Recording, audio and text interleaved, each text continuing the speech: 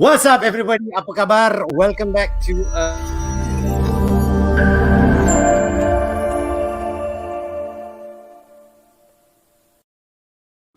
round 2. What's up, everybody? Gelojoh lah. Ni nampak muka itu yang cakap. Oi. Tak sabar. Excited. What's up, everybody? Welcome to another week, another fortnight. Fortnight is correct, right? 2 weeks. Yes. All right. So, welcome to another fortnight of us giving financial tips. So, if you've got any questions, like biasa lah, just put it down in the comments and we'll answer it. Please don't be shy. We'd like to thank everybody who's asked the question beforehand because they're segan nak buat live. So, dia DM boleh pun lah. Kita terima DM juga. So, if you want to... wait, I please ask away. Wait, I'm putting it in my Facebook. Come join us. Because, okay, I tell you what happened. For everybody who's wondering, apa sal during the countdown you tak buat? Sebenarnya, because we are slightly delayed, what we see here is not live on the Facebook. So by the time I want to do it, it's already terlambat. Tak apalah, you know what I mean? Anyway, welcome back. How's things? Let's get into some important issues that should be covered. Let's go abroad first lah. Can we go? No, because if you follow foreign American news, one of the biggest thing they're talking about is this whole stocks and GameSpot and what happened where the little man managed to fight the big guys and they're winning, and then the little man gets suppressed again and all that. In short form, can give one rough explanation what happened? Okay, so basically this whole thing... Okay, so before we start, so like what you were trying to explain just now. So generally when you talk to people who trade stocks, generally they would say the retail, which is people like us, usually will get caught when the big boys play. Correct. So this will be the institutions, the banks, the fund managers and all that. So when they go in, basically like, if like for the few ringgit or the 10,000s of ringgits that we have, doesn't really move the needle. Correct. Doesn't really move the needle, okay? Correct. Whereas when the big boys come in, so they're talking about millions or tens of millions, hundreds of millions coming in at one shot. So then this would then move the needle. Move the needle, move the price either up or down. Okay, so and when you're talking about big boys, so and in US, one thing is like they have this thing called hedge funds. Yes. Okay? So hedge what funds is a hedge fund? Yeah. Hedge fund is actually just a pool of funds. So it's actually not that much difference from a mutual fund.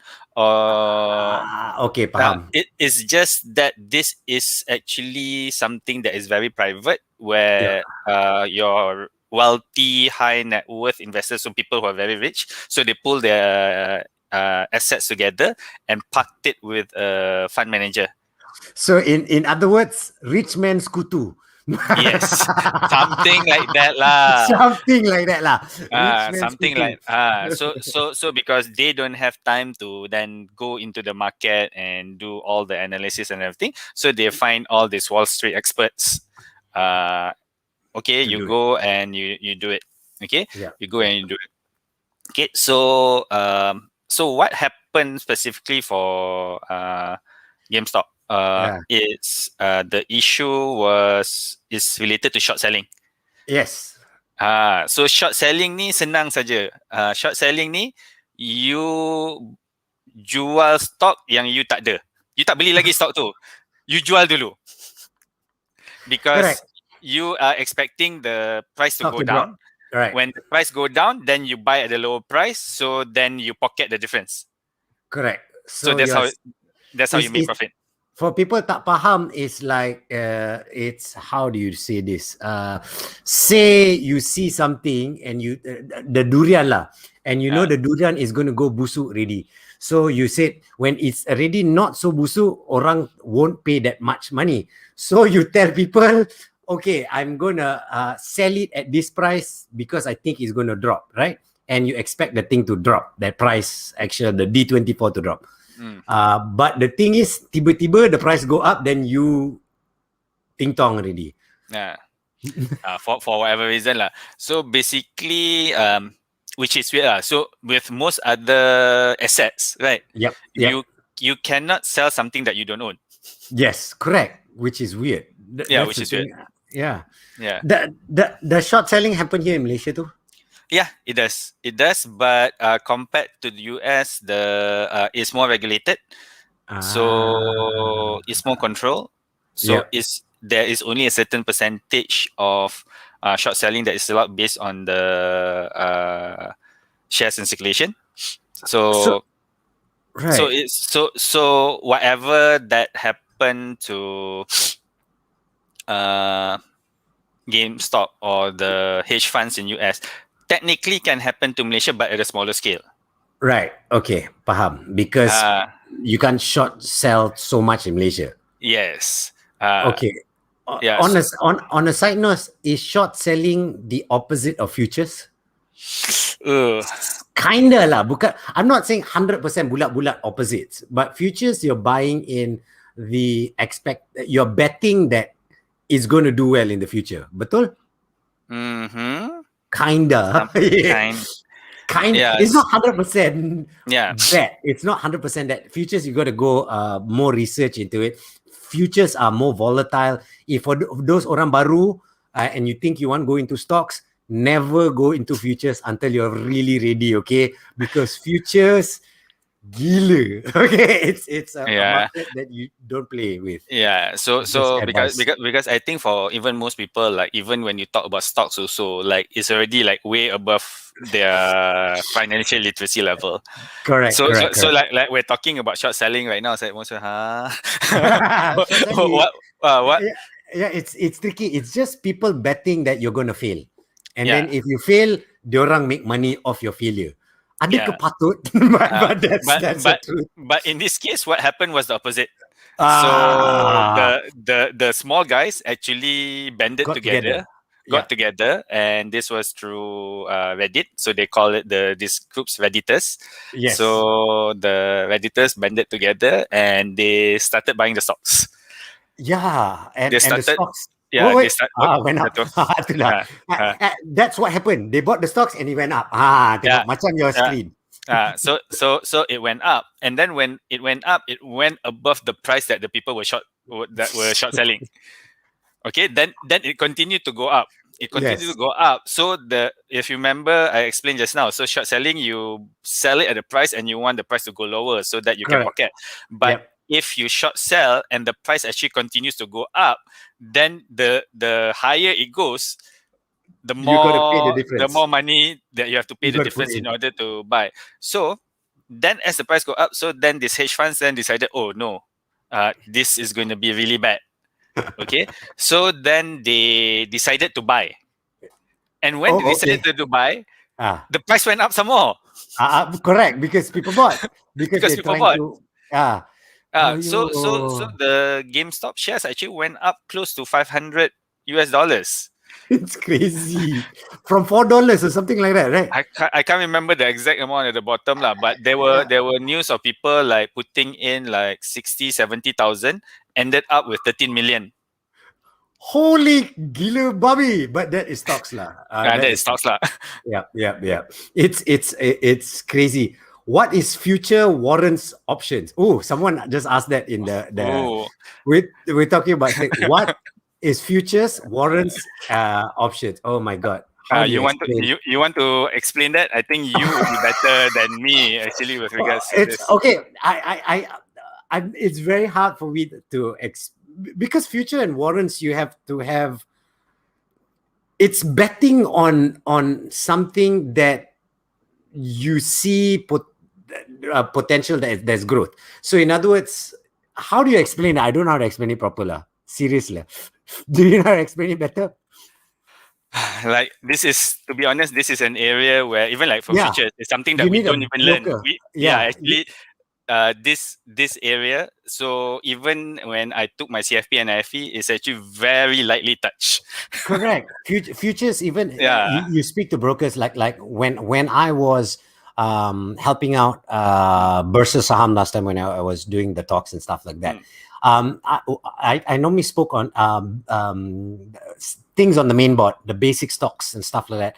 I didn't try to discuss futures because futures is it's hard to explain, and if you can't understand it, it's going to be crazy. Yeah. So I know we did ask for questions, but Yeah. to be honest, like I don't want to give an answer that would then make people more confused this round. So let me go back, open my textbook. So I'm not Correct. going to answer it today. So next session, Yeah. once I confirm the correct answers and how we can explain it better, Yeah. then we'll answer it. And if worst comes to worst, we'll answer it inside the comment section there. Correct. Lah. We'll Yeah. just put the words there. So we'll Yeah. try our best to answer it properly because I don't want to give you false tips or false advice or false understanding. And then people like, Koran tipu. So we rather stick to what we know. How to get started in investment. Okay. Ooh. This okay. So the questions like went from way one extreme to another extreme, but yeah, this is something that we can answer. Yeah. Yeah. Okay. So So how do you start in investments? okay. There's few variables you got to answer before you go there. Yes, correct. So the first part, I think we've said this so many times. Yep. Before you invest, you need to have emergency savings. Yes. That is non-negotiable. That is non-negotiable. So you must have your emergency savings, and it must be at least 6 months of your monthly expenses. Correct. Okay. Correct. So the reason why this is important is so that once you go into investments means you're taking some risks with regards to your money. So Correct. there's a potential of it going up, but there's also a potential of it going down. Correct. So But similar to the issue people went for short selling just now. correct. Just to add to that is when you talk about the 6 months savings before you even think of investments, it doesn't mean you cannot put your 6 months into something that assures that your capital doesn't go. In other words, like fixed deposits, and there are stuff that your capital doesn't deplete. That means you put it in there, it grows slowly, bukan besar, but slowly, but you still can invest that. That is not big investments where returns are high. Okay. Yeah. After that 6 months, okay, that's what's the story. Okay, so after the 6 months, what you need to understand now is what is your risk profile as an investor. Okay, what does risk profile mean? I know you're going to ask that question. Correct. Okay, go. What's risk profile? So risk profile ni apa? How well you can sleep. Yes. If the investment goes south, the Yes. investment is not doing well. Correct. Easy lah, layman term lah. So it's easy to say when investment untung. Correct. Right. Oh, Correct. so I want 20%, 30%. Now people are talking 50%, 60%. Like, oh, so much. But the thing is, what is not being said in all the advertisements that you see is how much you can lose. Yes, correct. Is how much you can lose. So how much you can lose is actually that is a risk.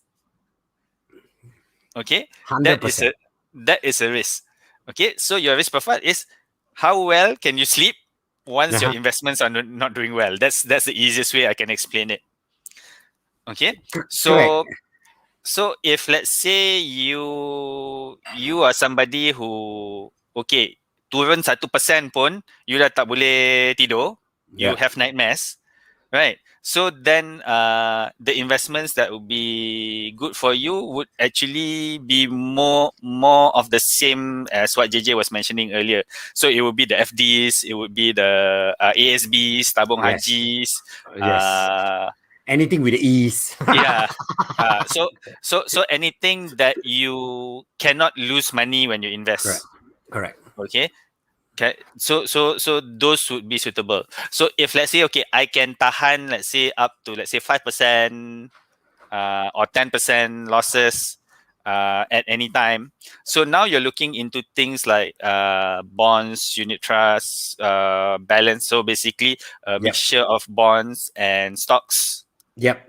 Yep. And Yep. stocks. So even like the stocks, it would probably be the dividend bearing stocks, the Yes. dividend yielding stocks. People, if Yeah. you don't understand, dividend giving is you buy the stocks. It's not going to go up like GameStop where it goes Mm, up like then next day you can sell and make millions. mm. No, it's the keep there long time, maybe fluctuate a bit, but at the end of the year, the company pays dividends to people, Who own shareholders. the shares? Yeah. Yes, so they pay dividends to shareholders depending on percentage and stuff like that. So if you ever watch news and they say, "Oh, this stock, they're paying dividends to their shareholders," that's what they mean. Yeah. Okay, Okay. cool. Yeah. So then if let's say you are somebody, okay, I can tahan 20%, 30% losses. Okay. Ah, So now you can go into more riskier investments. correct. Okay, so and these are the investments that can potentially give you 30%, 20%, 30%, 40% a year type. I'm still talking about legal investments. Yes, yes. 100% legal. uh, Everything is legal. Okay, kita orang. yeah, so you'll be looking at those. So even for stocks, you'll be looking at like this GameStop type lah. So Yep, basically, it can fluctuate really high or really low within a short period of time. correct. Um, you'll be looking at, okay, this is technically not legal investment in Malaysia, but things like forex. Okay. Understand. Yeah, so it's legal elsewhere, but in Malaysia, under our laws, it's not legal. Only banks who have licenses To do forex. to do forex, that's allowed. Then cryptocurrencies, so Mm. Bitcoin and all Bitcoins and that. stuff like that. Yep. Yeah, Yep. and even like private equity. So private equity means you buy into companies. It's something like shares, but you buy into smaller companies. Correct. You buy into Correct. smaller companies. So these are riskier investments. Yep. Okay, but if you are somebody who can tahan losing 100% of your assets, Yep. then open a business. Betul. That is the most riskiest investment that you can have. Correct. There's also I don't know whether you'll consider this as an option. If you look in Malaysia, there's actually regulated fintechs. So fintech companies, what they do is there'll be a company who needs money to seed money to make their company bigger. They'll go to the fintechs and says, "I need this much of money." Then they'll put up this little thing where you will give whatever a bit Yeah. of money, and Yeah. then you get a profit from that. So there is options, but whatever we say, everything has a risk to it. There's a Yeah. risk factor attached to everything, so you have to understand Correct. the risk factor. So the next part, once you understand your risk profile, is actually then how do you manage the risk? Yes. How you manage the risk. So one of the biggest portion in terms of managing the risk is actually your knowledge. Yes, you got to really get into it and understand it. Yeah. So there's two ways. One is to acquire the knowledge. Yeah. Two is to leverage on somebody else's knowledge. Correct. Okay. So those are the two standard methods lah that Right. people use in order to reduce the risk. So if let's say you're somebody who likes to do it yourself, things like that, then go to the websites, YouTube's, Yeah. textbooks, whatever, read, then test it out. So some of the online platforms and everything, they have things like demo accounts, so you can test it out. Correct. You can test it out. You go to classes, seminars. There's so many. So I think even 2 weeks ago we talked 2 weeks ago or 1 month ago we talked about the learning how to trade stocks, and we talked about Correct. Bursa Marketplace. So you can go to Bursa Marketplace and get in touch with any of the Bursa Marketplace gurus. Yeah. And they generally have talks or seminars that you can attend. And another thing that Bursa Marketplace has is these brokers actually every morning give they hedge they're based on their knowledge and based on graphs and stuff like that. Say this stocks they show potential stocks of growth. So and give you the option whether you want to buy into it ke tak. So in the morning, every morning I think they have that before market opens at 9 kalau tak salah. I dah lama tak invest. It's been a long time. Yeah. So that's one. Basically, that's the do it yourself. The second one is basically get somebody else to do it for you. So depending on the type of asset class that you want to invest in. So if you want to invest in property, then you look for somebody in property. If you want to invest in gold, you look for somebody in gold. You want to invest in stocks, you look for a remiser, you look for a broker. You want to invest in unit trust, you look for a unit trust agent. So depending on it, or one more option is you can look for a financial planner, then they will give you advice for all of the above. Semua di atas, and then semua you di pick. atas. Yeah, and I do recommend you to go speak to financial planner, like we said up there.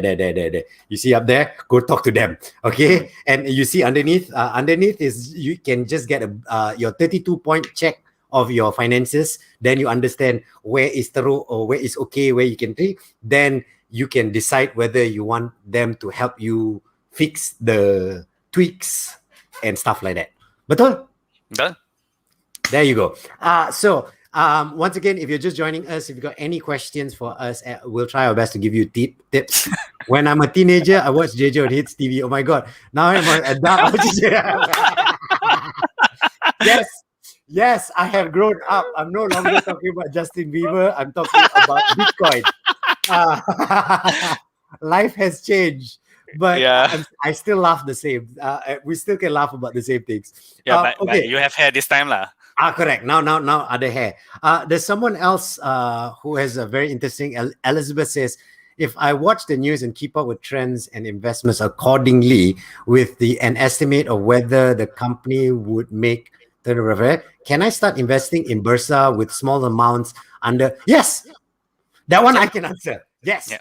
Yes. You can open up your own account or go to a broker. You can, because most brokerships now have online apps, and you can invest using the online apps to buy, sell stocks. You need to first open up an account where you put, what's the account called? I forgot already. It's a CDS account. There you go, CDS. That I didn't want to simply give alphabets yang salah, but the CDS account. So you got to open up your CDS account, and then you can start from there. And now, because Bursa has made it that you can buy stocks 100 ringgit, 1 unit or something like that. I forgot. What's the lowest unit? I can't remember exactly, but you don't have to buy like before, like lots. You don't have to buy lots anymore. Last time you have to buy 1,000, but now you don't have to buy 1,000. You can buy smaller amounts. But yeah, you can go ahead and invest all you want. I've seen people with CDS accounts below 1,000 ringgit. Correct. Yeah. So it is totally possible. It is totally possible. But you got to do a lot of research, like what Rafiq said. You got to really read a lot. Yeah. So that's why she mentioned the first part. If I have done my research, blah blah blah blah blah, then that's fine lah. But I'm not sure whether there will still says 100 lots. There see, I knew there was 100, but not ringgit. Lots, not ringgit, but lots. Yeah. Correct. 100 units, right? Yeah, units lah, lots, units, apa lah, depending. Yeah, because I don't trade stocks myself. Yes, I don't trade stocks myself because one, I don't have the time. Two is I prefer to let a professional fund manager to trade it for me. Correct. It's safer that way. If you don't know what you're doing, don't do. Yeah. So even like I know I can read technical charts. I understand fundamental analysis, things like that. I understand economic data, but no, I just don't have the time to put in. So I then let other people. I still outsource it and still make money out of it lah. So without the headache. No, fair enough. Hey, I want to know, this is totally maybe off topic or in topic or whatever. Recently, if I read somewhere talking about foreign investment into the countries, and the report card shows Malaysia is not doing well with foreign investments inside the country. Will that affect financial stability around? Is there cause and effect and there things to look out for layman? It does have an impact. Yeah, it means that there's less money in Malaysia to generate economic activity lah. Simple. So there's less money to go around. So what? So there's less money for companies to expand. There's less money for when there's less money for companies to expand, then there's less profits going to be generated. When there's less profits going to be generated, less people are going to be hired. Less new businesses is going to be created. So it's a chain. It's a chain effect. It's chain effect. Yeah, Okay. it's a chain effect. So if you just assume that the money of the people in Malaysia that's gonna need is not enough. All right. Okay. Okay. It's not. We're not a big country like say China, Correct. where they have sufficient funds in house that Yeah. can generate. So basically, I can't remember where I heard it. I need to Yep. check that money. But actually, China doesn't need the world. The world needs China. Correct. No, because they've got 1 billion people. So I mean, like India is slowly working up towards being self sustainable, but China, if you make it in China, you've sorted lah. It's Yeah. we You just might have be to know sorted the market. financially lah. You might be Yeah, sorted yeah, yeah. financially lah. But Ah, all the others. ada dan lain-lain yang tu Lain. y'all buat research sendiri lah, faham je lah. We do not want to say things that could get us in trouble or Yes. incriminate us against our will. Okay, jom, let's go to a DM question someone asked. This one is from Shakira ZB and asked, buy more house for investment or settle loan using saving account? That's a very good question actually. And I don't know. It's for me because I've had a bitter pill to swallow recently. I would say no, but that being said, there's a lot like how we answered Charles. It goes back to factors as well. This is my opinion. I will find out what Rafiq have to say after that. Is my opinion is at the end of the day, whatever you're buying, if you're buying and then 100% you're going to get people to stay there, or if you're going to stay yourself. If you're buying for investment, sure, you not buy and then let people loan. I mean, rent. So if your rent it covers mostly how much you got to pay back to the bank, your loan, then go ahead because you're not losing. But if you're in the rate, it's a buyer. Don't assume you can do better. Okay, so basically, like all the answers that we give, so it's neither a full yes nor a full no. Correct. Okay, so because it is totally dependent on the situation. So in certain cases, it will be a yes. So example, when you want to buy a house for additional houses for investment, one is you can afford it. Yeah. So what I mean by afford it is actually one, your current cash flow with or without taking into account rental that you're getting still allows you to purchase a house. Okay, understand. Because there was one technique, I can't remember. So I think different property gurus call it different things lah. But where they actually chain the properties, so means they buy one property, then rent it out, then use the rental income from the second property, from the first property to prove that they have enough money for the second property, then repeat. Oh, okay. Yeah, so basically then you can have 5, 10, 15 properties, but technically your cash flow is actually very tight. Yes. Your cash flow is very, very tight. So then if let's say one of the chain actually breaks, then the whole thing will be affected. Correct.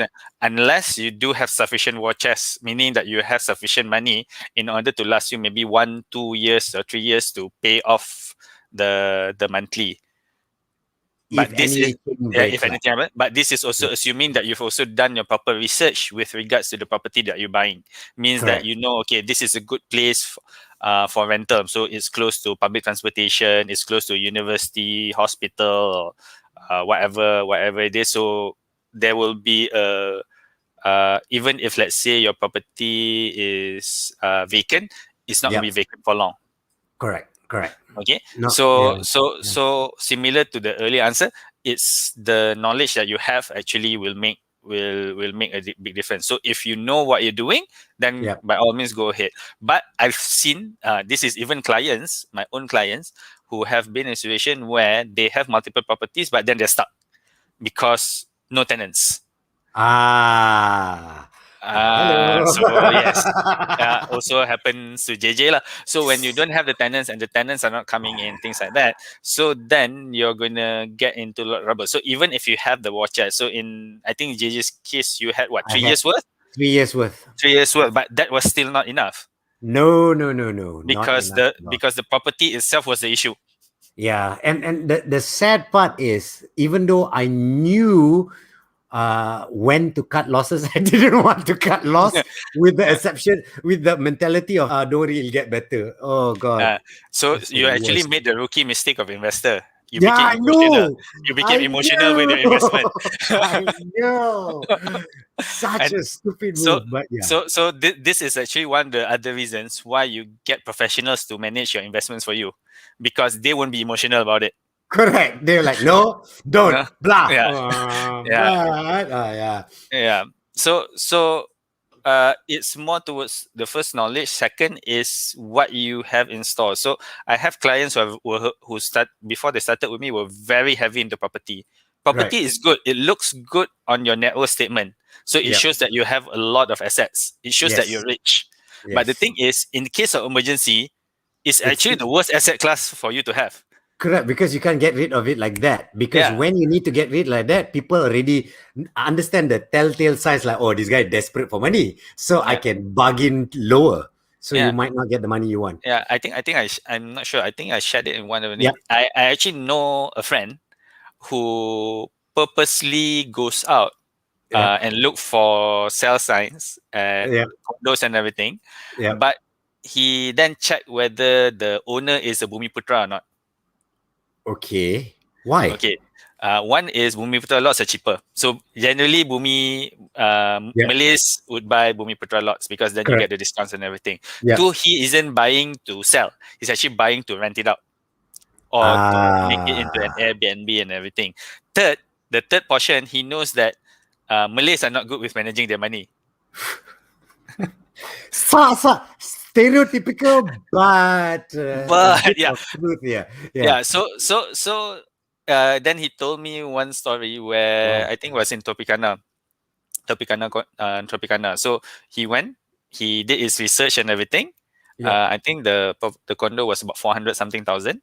Yeah. So he went to nego. Basically, he said because he already asked the jiran and Yeah. everything, right? So he Yeah. already knows all the details that he need to know. So basically, the person who needs to sell is in financial problem. Your friend is a shrewd businessman. That's all I can Yeah, say. yeah, Another thing that you can look for is bank foreclosing properties yeah, because that itself is already cheaper. Gila yeah, babi! Sorry, yeah. sorry. Angry, Yeah. angry. So then he went. So he said, okay, I'm gonna pay you cash, but Wow. you sell me at 300,000. Right, right. Such. I mean, like, it's a So business. it's cutthroat. It's cutthroat lah. It's cutthroat. Yeah. It's But so. the Yeah. the guy for whatever reason got himself into that situation in the first place. Correct. So I've personally helped yeah. one of my clients buy a 1.7 million house at 1.1 million. Whew, that's a lot of thousands. That hilang kan? Yes. I mean, it's not impossible because based on desperation, and especially Mm, during this time, the past year and bit that we all been through, mm. whatever we've been going through now, property is the hardest thing to sell. Yeah. It's the hardest thing to sell, hardest thing to get rid of. Yeah. So it's dangerous. Correct, because you can even see like news. I think every week coming out news like okay, overhang property, overhang property, overhang property. Every time the government does initiative, Yeah. incentive, there will always be an incentive for the property sector. Right. But the thing is the numbers are not picking up Uh-huh. Because because people can't afford yeah, to buy. correct. The prices are too, which goes down to a fact where a lot of people say there's a bubble that is going to burst. Be careful, so on so forth. Another thing you have to be aware of are the developers. If the developers have very bad track record, don't, because if at the end of the day you sign with a bank for loan and the developers run away, you still have to pay your loan. There's nothing you can do, right? Yeah. You It's a can, bit, so the bank doesn't care yeah, I know. Sorry. whether you have whether you are Have the able to property get or not. into your property or not. Yeah. Like, their arrangement is with you. Yes. So you were the one who went to them, say, "Hey, can you give me a loan? I want to buy this property." They never put the gun at your head and say, "Hey, JJ, buy ah." No, that's the argument I always have. I always have that it's ridiculous, but it's technically the banks have more resources to find out whether they should give loan based on the property. It's like, if I look at this guy, no, I don't give you loan for this one because tak boleh janji. But because at the end of the day, they know they're covered, they're not scared. Anyway. Yeah, yeah. Let's not reminisce. Yes. Itu dah habis. Let's go. Hey, tamam. Hey, guys, thank you for watching. If you're just joining us, if you're wondering what's going on, we're giving financial tips. If you got any financial questions, please put it in the comments. So far, we answered a few. Thank you so much. Everybody's put in all the questions. We've got more. We'll answer. I want to ask about, I don't know myself, but this thing that people talk about, the latest Permai assistant package and all that. What is that? Apa benda tu? Okay, so this is I can't remember. I think this is the 5th economic stimulus package that was announced recently. Correct. I think it was announced on 18 January by the Prime Minister. So the total value is 15 billion. Okay, the total where value we got the money, I don't know. that one is above my pay grade lah. So I do not know where the money is coming from. Okay, fair enough. But generally, it's the same themes. So one part is actually to help combat the outbreak itself. The other part is actually to help with our welfare. The third part is actually to help with the business continuity, which is the economy. So the themes hasn't changed. It's just that more and more money is being pumped into the economy because this thing is dragging on. Yes. Okay. So the first part is actually simple. The majority of it is actually for the vaccine. Yep. The vaccine. The second part is actually to recruit more healthcare personnel. Yes. The third part is enhancing the cooperation, basically getting the private healthcare sector to follow suit lah. To basically to support, because you can see the numbers are going up. Today is the highest. 5,000. 5,725. Wow. Pause kejap. Hello, korang. Boleh tak korang duduk kat rumah? 5,000 dah. 5,000 doesn't mean that is new like add 300 to the last yesterday's number. No, this is new 5,000. Calm down. Okay, cukup. Okay, silakan. Continue. So I had to tell people that. No, that's fine. That's fine. So basically, it's, to me, to be honest, I don't really like how the current PKP is being run. Yeah. I actually prefer like how we did PKP 1.0, basically really shut down for 2 weeks. Because the thing is, so the people who've been following the SOPs and everything, we've been at home for 2 weeks. Yeah. But the numbers are going up. So then, like, what's the purpose? Yeah, I know. It's yeah. So what's the purpose? Yeah. So, and the thing is, you've seen other countries who have successfully lifted their bans. So basically, no more cases, and then people over there are living like normal. It's just that they don't allow people from outside to come in. Fine. Correct. Yeah, we make fun of New Zealand last time. Banyak sheep. Now you want to go live in New Zealand, kan? Yeah. Like if Jacinda wants me to go there, probably I call me calling. No, because at the end of the day, look, if you think, we do say this, okay, we do understand there are certain people who have no choice because they are makan gaji every day. So those people, yes, go out and do your work. But if you have an option to do your work from the house and buy online so that you tak keluar, stay at home lah. If you have the finances to do everything from home, do everything from home. Okay?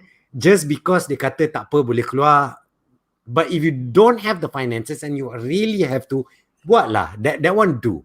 But I don't know what to say really, because at the end of the day, if the longer this goes, the more uncertain the economy is. When the economy is uncertain, the lesser chances for you to gain more money for yourself to grow.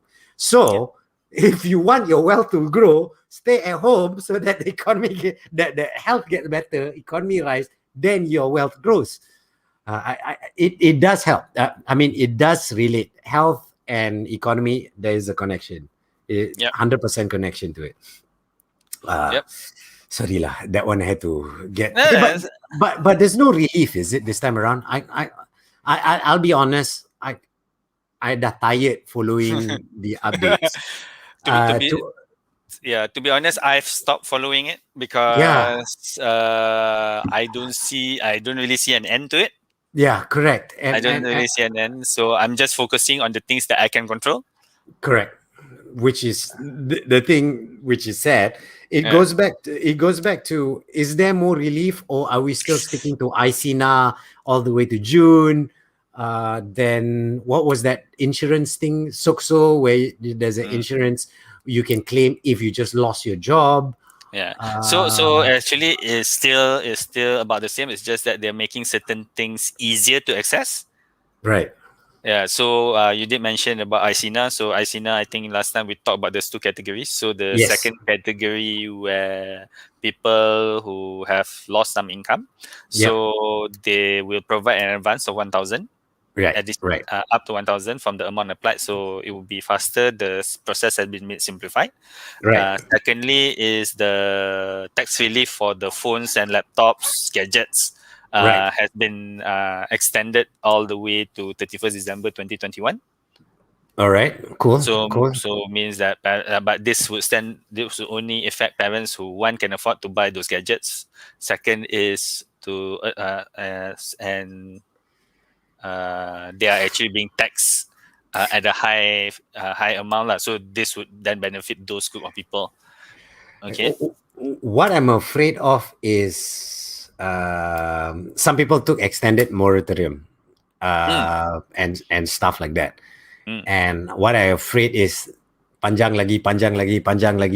Wait, suddenly I realized I didn't charge my computer. Jump. So panjang lagi. I'm afraid of what is going to happen when we go back to normal. How much is the money going to be? But never mind. That we put it aside. It's just projections. I don't want to go to projections. I want to go towards something that I think is happening to a few people. A few people in their mind, if 2020 was tough, they made plans that 2021 will be okay. So, adalah okay, that there's going to be some projects that's going to happen in January. So they have been avoiding the banks for maybe 3 months, 2 months, because they're like, January, I don't do the face. I know this. I'm just saying hypothetical question. I assume people do this. So they've been avoiding the banks, thinking January, sure, team already, and then I can run, and then I can pay up, and then speak to the banks. But suddenly this happened, and now the bank's still calling, and they suddenly, because of that 3 months, they don't know what to do already. Do I talk to the bank? How do I talk to the bank? Because I avoid them for 3 months. Are they going to be polite to me? What is the story? What's your advice to people like that? I would still go talk to the bank. Yeah. Still got to talk to the bank. Tell them your side of the story. First, obviously, as you mentioned, like they shouldn't have done it. Yeah. In the first place. So because especially during this time, actually the government has technically instructed the banks to allow for moratorium. Yep. So for you to legally not pay, and the bank is not going to chase you. Yeah. So technically, there's no reason for you to run away from the banks, lah. Yeah. So because it's just gonna, like I said, lah, it's like you hutang to kawan, you lari from your kawan. Obviously, the kawan is gonna be pissed. Yes, exactly. Okay. As an advice, this part, I just want to say, what kind of language or things, because I know it's all falls back to the bank and the bank officer you're talking to and all that. what are the things you can try to ask for that is kind of normal? Because I'm speaking on behalf of someone who tak tahu. They don't know what to do. If they reach this position, they go, okay, if I need to talk to the bank, but what can I talk to the bank about? I know I'm going to say, sorry, I tersilap, blah, blah, blah, blah, blah, blah, blah, blah, blah. But what do I speak to the bank? What do I say to the bank that like things like, what options can I have to ask to the bank? Okay, so one is you can ask for a reduction in monthly repayments. Okay, okay. Okay, but you need to understand that usually this might come together with A new contract. a new contract that would lengthen the ni, and it might ultimately increase the total debt that you pay back to the bank. Right. Okay, okay. Okay, Okay. so nothing is for free, yeah. Yeah, I know. Nothing is for free. Yeah, so that I think would be the one of the easier things for the bank to agree upon. Right. Okay. Because at the end of the Yeah. day, they benefit lah. Yeah, so they benefit. So in certain cases, you might want to ask for a reduction in terms of your interest. Okay. Can you actually ask that? You Depending on the bank lah. you can ask also depending on your history, your relationship with them, things like that. Okay. Okay. So you can ask, but whether you get approved or not is a totally separate Yeah. thing lah. Yeah. Yeah. Okay. Yeah. Third, I think I mentioned this before also, but this is for people who are already like the banks have been chasing them for quite some time, and the bank Yep. also like Yep. tired already. So then this is then okay. You nego with regards to repayment, basically. Okay. Basically getting a haircut of Ah. the payment. So basically, instead of let's say, oh, I hutang 15,000, I only pay 10,000. Right. Yeah, so this is generally you there are cases where that is you can actually get it approved, but before you get to that stage, basically you have to sabar kena harass by the bank, kena harass by the loan collectors. They go to your office and everything, and this No, goes on for several years that, that, before. that that's the question when I want to ask where people sell off debts. Do banks sell off debts? Is that legal? I need to check with regards to the name, but in general practice, yes, that Okay. happens means that you sell your debt from one party to Correct. another. So So if means it, yeah, so it, means that the party who buys it still can make money from your debt.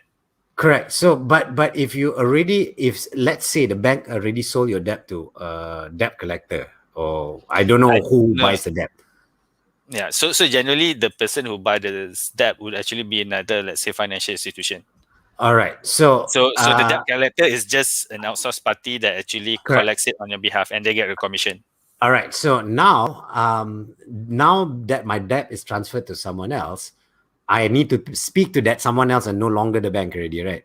Yeah, Okay. yeah, Just to yeah, clear that, just in case people yeah. tak paham, and then people understand the Yeah. situation. So It's a so tricky so one. so the simpler way of looking at it is similar to, let's say, when you change you change from one bank to another.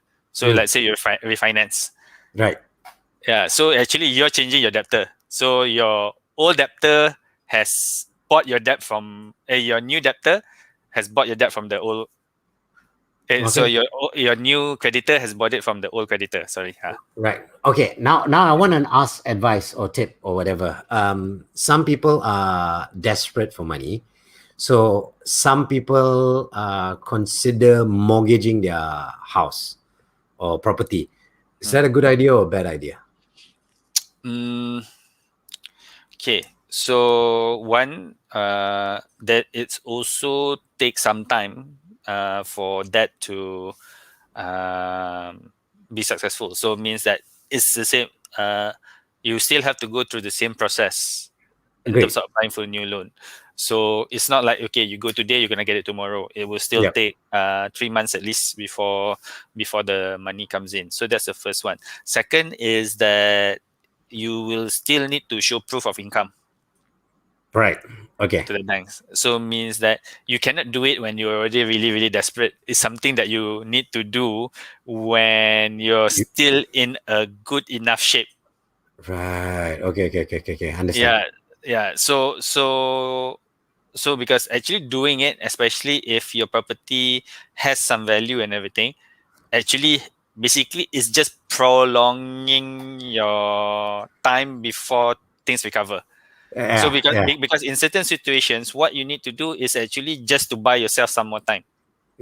That's basically a lot what a lot of people are trying to Yeah, do.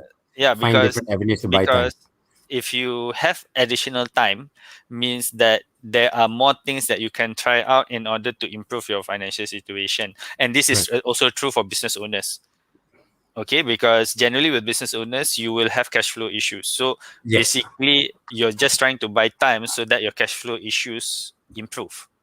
Yeah. So that's why you then leverage on financing, selling of assets and everything, because it's not that you are not good at doing your work to gain revenue, but it's just sometimes payment comes late because Right. the people you're doing work for also having issues financially.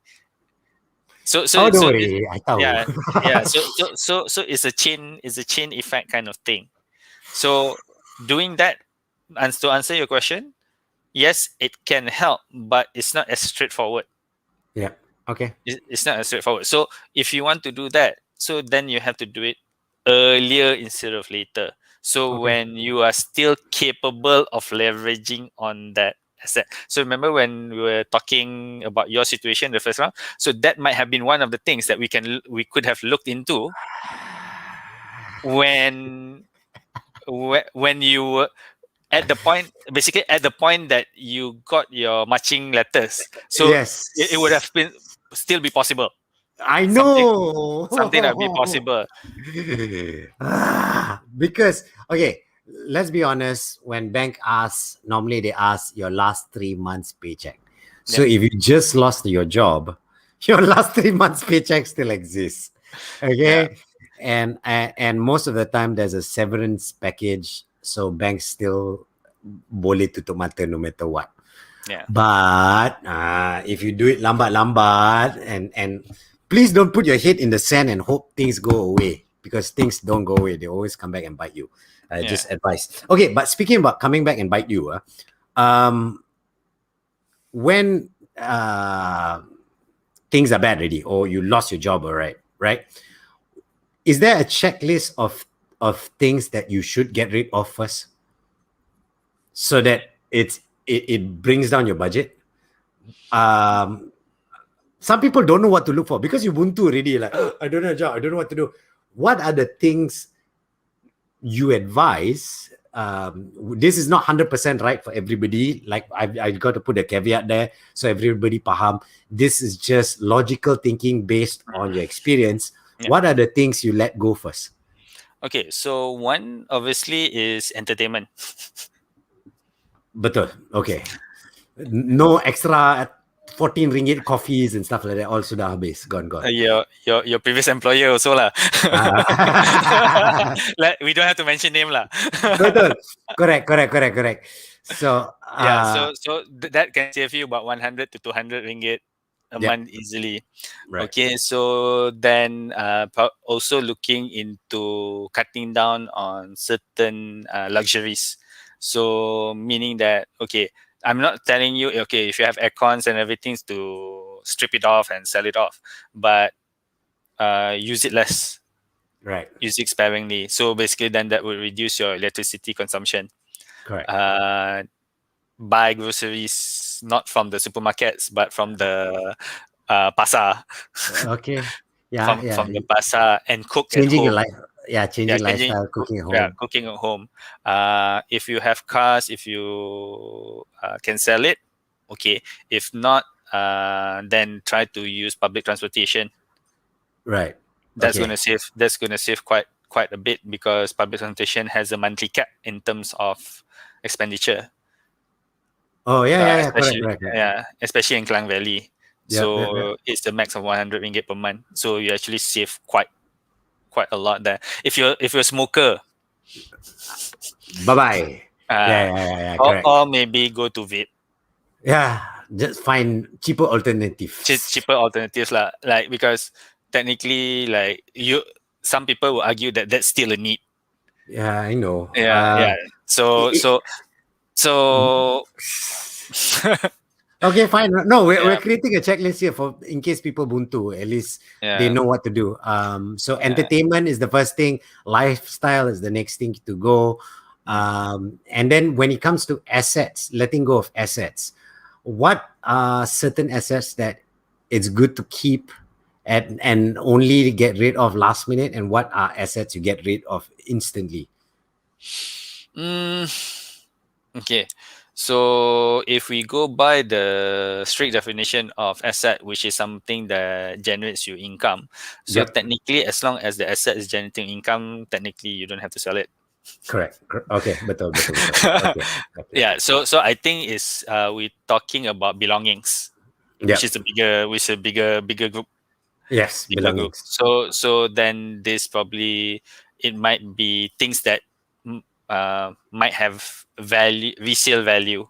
So you cannot utilize it for because of your situation right now. So maybe like your luxury handbags, Yeah, your jewelry, or so these things actually by selling it can create some additional cash flow in that will help you again buy time. yeah, yeah. By Buy time. time. That's Yeah. what you So want to so buy. so yeah. So you're basically selling your belongings in order to buy more time. Right. Okay. I'm not saying you have to sell all at one Oh, shot. yeah. Correct, correct, correct, Yeah. correct, correct. So you sell really the things like, like, okay, like what. So even if you have like a lot of handbags and everything, it's not like you use all the handbags every day. So sell the ones that you haven't used for a long time or you don't Correct. like anymore first, and The get ones something. you use to wear for when you go out for entertainment are the one. That one, since you don't have entertainment, get Yeah. rid of that. Yeah. So then any assets who that is not providing you sufficient income. So basically you're still bleeding. Yep. So then also to let go. So even like as okay, so you have a rental house that is giving you some income, but it's still lesser than the loans that you're paying. So you might want to look into letting that go. Right. So Right. because it's actually, even though it's giving you income, it's still creating a negative cash flow for you. Yep. Yep. Yeah. Yeah. Okay. So there you go. Understand all that is very important. And thinking about all this also, when you want to buy a car, think of the cars that can sell back quick and fast and a lot of money. Oh yes, Yes, yes. I went through that. I went through that recently. So, uh, okay, I'm never, ever going to buy Continental cars anymore. Oh God, tell Okay, me about it. Okay, done. yeah, it's expensive. One is expensive to buy, even though it's nice to look at and everything. It's expensive to maintain, Yes. and the price when you sell it, right? Wow, it's like, that's the amount I'm gonna get. Okay, so no. The only reason, to be honest, the only reason why I had a Continental car was because I bought it secondhand of somebody else. Yeah, so and I'm not gonna do that anymore. Yeah, yeah, I'm gonna stick to either Japanese cars or Malaysian cars yeah. because those have better resale values. It's a very important point. If you don't understand it, sometimes you think you got that car and then you need to, you just can sell it off. No, it's not as easy as you think that you can just sell off your car like that. Most of the time you're gonna sell it off at a loss and you're gonna pay up a The loan bank, the bank to make up the difference that you sold the car with. And at the end of the day, you just sold the car to somebody and paid bank money for nothing. yeah, sounds familiar, right? Very familiar all the time. It's a story of my life. It's like that. But the reason why we're sharing this because we do understand everyone's going through a hard time, and we're trying our best to see how we can help. Like you Yeah, look up there, well, Vantage. Please go to their all their social media yeah, because they share a lot of tips and insights and knowledge for where you can learn and improve your financial situation and understand better how you can help yourself if you too segan. If you want them to consult for a free consultation, underneath there, just look at the referral code underneath. So you go there, they'll do like macam kereta, the 32-point check to see how your car is doing. So that's what they do with your finances, so that you understand where is bleeding, what should be, where can be fixed. They won't tell you what to do, but they tell you where the situations are.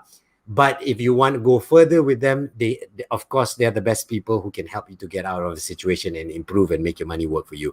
So that's my advice. Make sure you know your financial situation. So because I know actually, I think today actually we had a lot of questions compared to previous correct previous sessions lah. But I know a lot of people are watching it either silently or they watch it after the session is finished, because as I mentioned, some of you are probably following me also on my personal Facebook. Just in the past week, I've met 2 people who actually said that because they watch the videos, they actually contacted us to help them go through their finances. And do it now. My advice to you, do it now. Do it early, because it will help you along the way, especially like this one for a fresh graduate. If you've been around, you worked long enough, you have there's a certain things that fall into the category. Make sure you do it early. But Rebecca, who doesn't look like a Rebecca, well done. I'm not judging. I want to know who that guy is. Hi, any advice for a fresh graduate in terms of savings and investing? That's a good question. Yeah. So okay, I'm gonna. I know we've passed the time, but I will actually explain what I did when I graduated. Fair enough.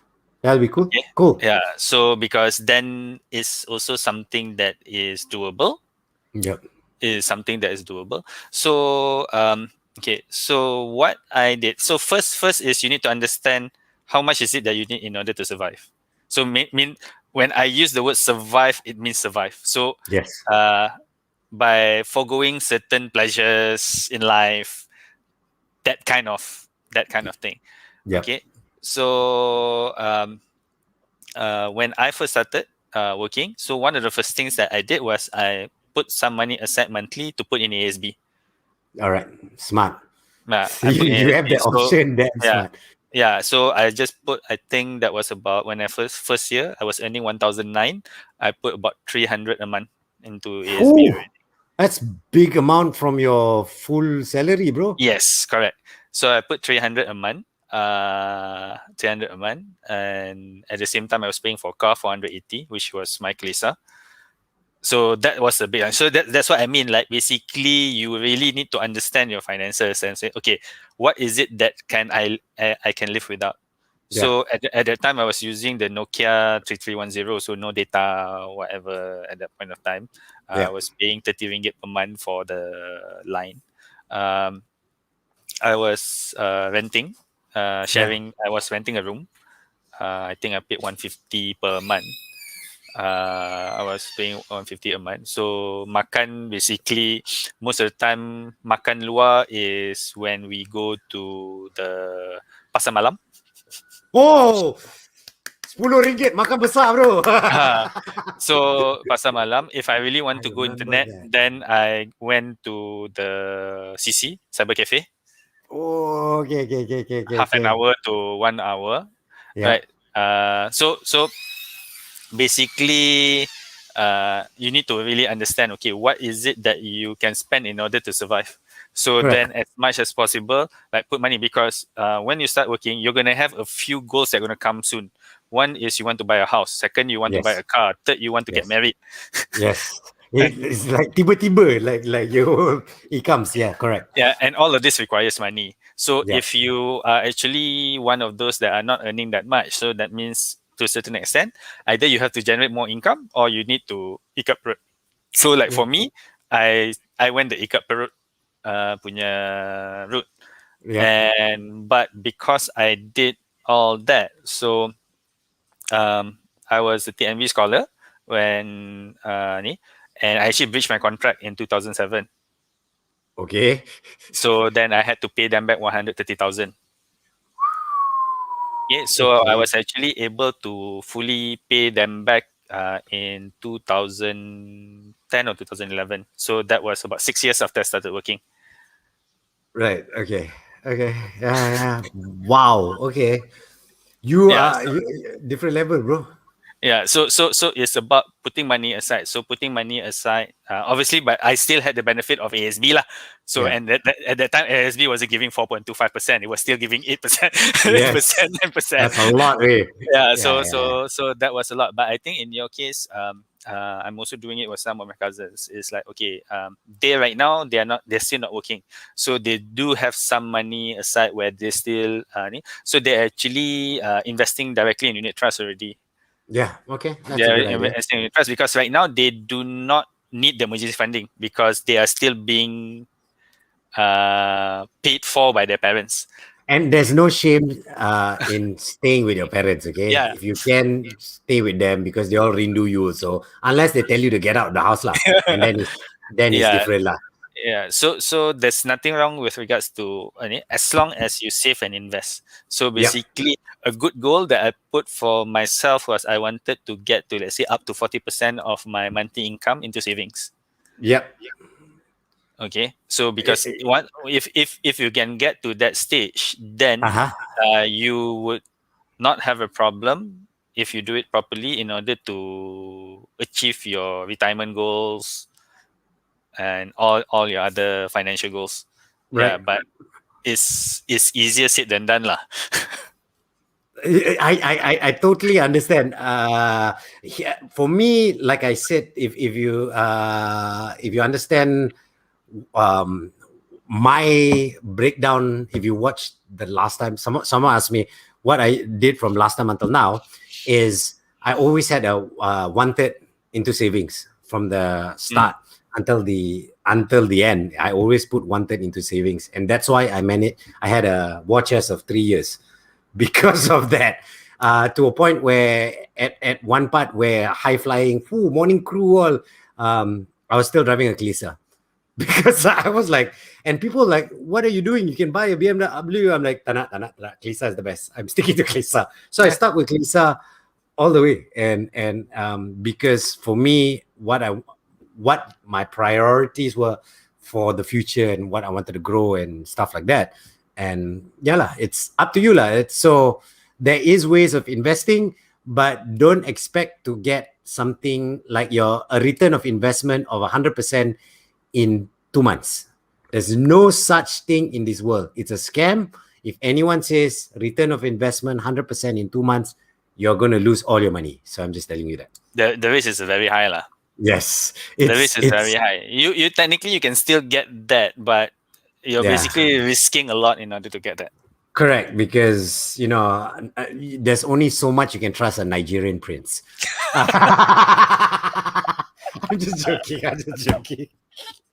Okay. Anyway, we've gone past the time already. Yeah. Once again, thank you so much for watching. Keep this conversation going. Ask questions inside the comments. Share this video because whatever we're doing here is we're trying to help people with their financial literacy to understand more, give them tips, more understanding about how they can help themselves out of situations. Of course, underneath is where you can get free consultation with a licensed financial planner, 30-day free my PF portal where you get a lot of things that you can learn from there. And of course, you'll understand your finances more clearly. But if you want more detail, go up there. Speak to these people and they'll be more than happy to help you out. All right. See, we're getting better at pointing already. Yeah. Before this, like here. There you go. But that being said, keep those questions coming in through DM pass. We'll try and answer them. And I hope you enjoyed this week's one. Thank you very much, Rafiq. Okay. Thanks, JJ. Yep. Thank you, everybody, for watching. Take care. See y'all Take care till 2 weeks Bye. time. Bye. See you. Bye.